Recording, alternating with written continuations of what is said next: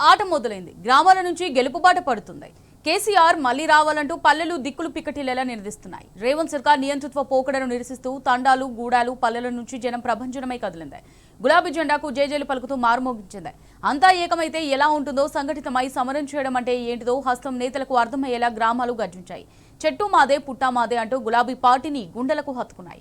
సమరం మాదే గమ్యం మాదేనంటూ దివిటీలు పట్టుకుని గెలుపుబాటు చూపించాయి. అధికార పార్టీ ఎన్ని హామీలు ఇచ్చినా, ఎంత అధికార బలం చూపించినా, పోలీసులతో ఒత్తిడి పెంచినా, అధికార మదంతో బెదిరించినా, ఓట్ల కోసం కోట్లు పెట్టినా గ్రామాలు మూతోడు జవాబిచ్చాయి. ప్రతి చోట కాంగ్రెస్ పార్టీ అభ్యర్థులకు ముచ్చెమటలు పట్టించాయి. తొలి 2 విడతల్లోనూ ప్రపంచం సృష్టించిన గులాబీ పార్టీ 3వ విడత ఎన్నికల్లోనూ దూసుకుపోతోంది. ఇప్పటికే స్వతంత్ర అభ్యర్థులుగా పోటీ చేసి గెలిచిన సర్పంచ్లు కూడా గులాబీ పార్టీకే జైకొట్టారు. రైట్, కరీంనగర్ జిల్లా వ్యాప్తంగా పరిస్థితులను మా రిపోర్టర్ వేణుగోపాల్ అందిస్తారు. వేణుగోపాల్, చెప్పండి, మరి 3వ విడతలోనూ బీఆర్ఎస్ ప్రభంజనం సృష్టించినట్టుగా తెలుస్తోంది. బీఆర్ఎస్ బలపరిచినటువంటి అభ్యర్థులే విజయడంగా మోగిస్తున్నట్టుగా తెలుస్తుంది. మరి కరీంనగర్ జిల్లా వ్యాప్తంగా పరిస్థితి ఏంటి, దీనికి సంబంధించి డీటెయిల్స్ ఏంటి? కౌంటింగ్ అయితే ఇప్పుడిప్పుడే మొదలవుతుంది. కొన్ని చోట్ల చిన్న చిన్న గ్రామ పంచాయతీలు అయితే రిజల్ట్ సంబంధించి ఇప్పుడిప్పుడు వస్తున్నటువంటి పరిస్థితి మనకు స్పష్టంగా కనిపిస్తుంది. ఇటు రాజన్న సిరిసిల్ల జిల్లా విషయానికి వస్తే ఈ రోజు ముస్తాబాద్, ఎల్లారెడ్డిపేట, గంభీరాపేట, వీర్నపల్లి మండలాల్లో ఎన్నికలు జరిగినటువంటి పరిస్థితి. కరీంనగర్ లో వీణవంక, సైదాపూర్, జమ్మికుంట, హుజురాబాద్, ఇల్లంతకోటకు సంబంధించినటువంటి ప్రాంతాల్లో మాత్రం ఈ జీపీ థర్డ్ ఫేజ్ ఎలక్షన్ జరిగినాయి. కానీ కొద్దిసేపటి క్రితం మనకు రాజన్న సిరిసిల్ల జిల్లాకు సంబంధించి వచ్చినటువంటి ఫలితాలు చూస్తే మాత్రం బీఆర్ఎస్ పార్టీ మద్దతుదారులు అయితే ఎల్లారెడ్డిపేట మండలం బుగ్గ రాజేశ్వర తండాలో అజ్మీరా తిరుపతి నాయక్ ఇతను పొందినట్టుగా తెలుస్తుంది. ఇంకోవైపు ముస్తాబాద్ మండలం రామరెడ్డిపల్లి ఇక్కడ కూడా లక్ష్మి బీఆర్ఎస్ మద్దతుదారు ఇక్కడ విన్ అయినట్టుగా తెలుస్తోంది. ఇంకోవైపు ఇటు వీనపల్లి మండలంలో కూడా బావుసింగ్ సాయి తండా సర్పంచ్ గా కూడా గుగులోతు రమేష్ ఇతను కూడా బీఆర్ఎస్ మద్దతు ప్రకటించినటువంటి వ్యక్తి సర్పంచ్ గా ఎన్నికైనటువంటి పరిస్థితి. ఇంకోవైపు ఇతను తన సమీప అభ్యర్థి మినిమం 107 ఓట్ల ఆధిక్యతతో గెలిచినట్టు. అంటే ఇటు రాజన్న సిరిసిల్ల వీర్నపల్లి మండలం సీతారాం నాయక్ తండా సర్పంచ్ కూడా భూక్య లత కొద్దిసేపటి క్రితం రిజల్ట్ వచ్చినటువంటి పరిస్థితి అమూల్య. ఇంకోవైపు వీర్నపల్లి మండలంలో ఇంకొక ఫలితం ఏంటంటే మద్దిమల్ల తండా సర్పంచ్ కొడావత్ శిరీష ఇటు బీఆర్ఎస్ మద్దతుదారు గెలిచారు.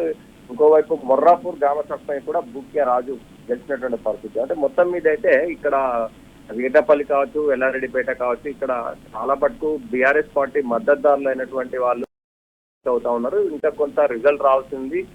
మేజర్ గ్రామ పంచాయతీలు కొద్దిగా టైం పట్టే అవకాశం ఉంది. చిన్న చిన్న గ్రామ పంచాయతీలో మాత్రం వచ్చినంత వరకు బీఆర్ఎస్ పార్టీ మద్దతుదారులు అయితే గెలుస్తున్నటువంటి పరిస్థితి మనకు స్పష్టంగా తేటతెల్లమవుతుందని చెప్పొచ్చు అమూల్య.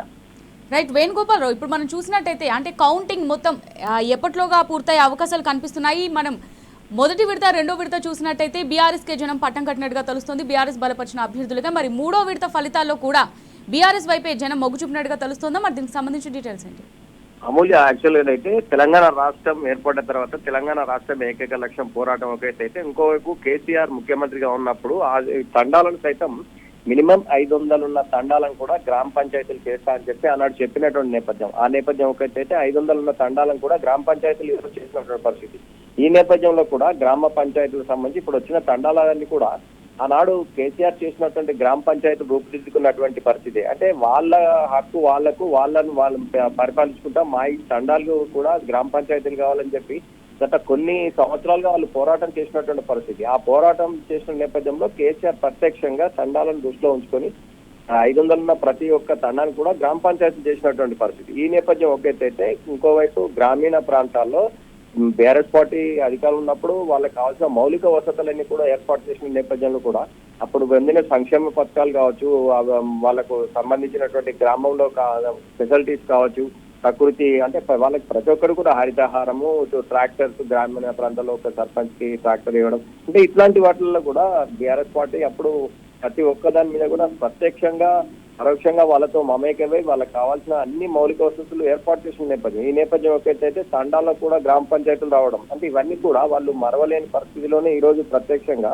అంటే పార్టీ రహిత ఎన్నికలైనా కూడా పార్టీలకు అతీతంగా జరిగిన ఎన్నికలైనా కూడా అభిమానంతో బీఆర్ఎస్ పార్టీకి పట్టం కడుతున్నటువంటి నేపథ్యం అయితే మనకు స్పష్టంగా ప్రతి తండాలో కూడా కనిపిస్తుంది.